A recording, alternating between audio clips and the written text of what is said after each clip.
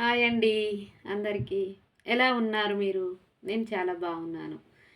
ఈరోజు మరో మంచి మాటతో మీ ముందుకొచ్చాను. అదేమిటంటే, బురదలో ఉన్నప్పటికీ కలవ పువ్వులు పవిత్రమైనవే. తేనెటీగల మధ్యలో ఉన్న తేనె అమృతమే. అలాగే గంజాయి మొక్కల మధ్యలో పెరిగిన తులసి మొక్క దైవ స్వరూపమే. కానీ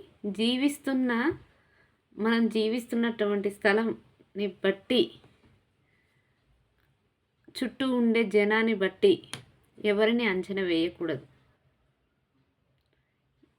పరిస్థితులు ఎలా ఉన్నా, ఎంత కఠినంగా ఉన్నా సరే, మనలాగే ఉండడమే నిజమైన వ్యక్తిత్వం. మీరేమంటారు? నచ్చితే లైక్, షేర్, సబ్స్క్రైబ్. మరో మంచి మాటతో కలుస్తాను. బాయ్.